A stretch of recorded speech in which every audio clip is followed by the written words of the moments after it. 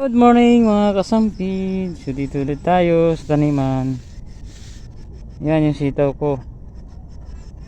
Yan. Tataas na. Simula ng bunga at saka bulaklak. Ayun.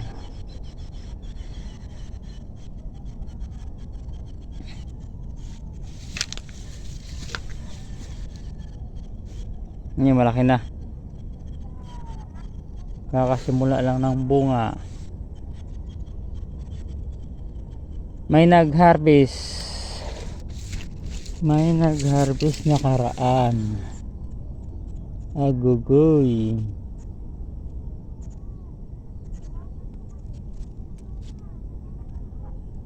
Okay, pauwi na ako. Pauwi na mi. Opo, maliit pa lang. Kailangan natin diligan. Tapos patula. Kalabasa, 2 puno. Ito isa. Patula pala. Ito yung kay Kasainday. Hindi ko alam kung ano to. Ayan oh. Ganito sa kalalaki. Yung unang punla ko hindi yung tumubo. Yung huli na yung tumubo. Ayan oh. Hindi ko alam kung ano to, pitsay o hindi. Hindi man to pitsay. Ayan, baka labanos. Yan siya.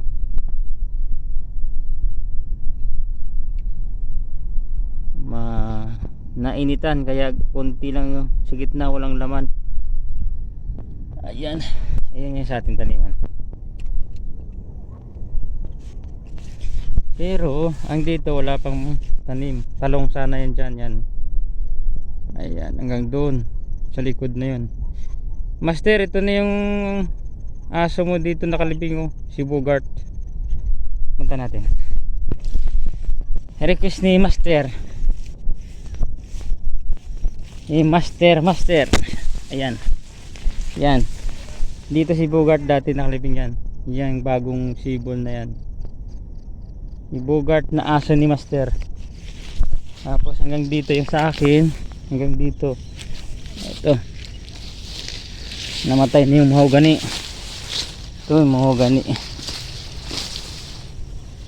Huwag na nating damuhan para hindi sa maano sa init. Mainit masyado. Yan. Yan, naghanap tayong similya ng talong para taniman. Ang lawak pa oh. Galing doon papunta ron oh. Yan. Hanggang dyan. Yan sa may daon na patay. Ayan. Ay. Ang bayabas ko. Tapos dito bakante rin to. Wala pang tanim. Kasi busy. Ano pangalan nito, Kas? Kasainday. Anong pangalan nito? Baka labanos, no? Ayan o. Pwede nang harbisin na ng dahon nata yan eh.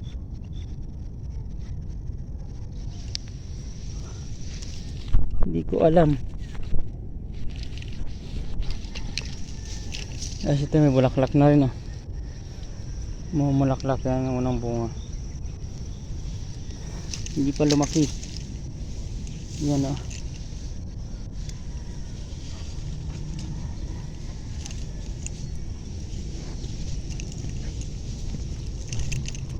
Ito wala nang gapangan. Yan. Suwa. Kalamansi ata to. Kalamansi.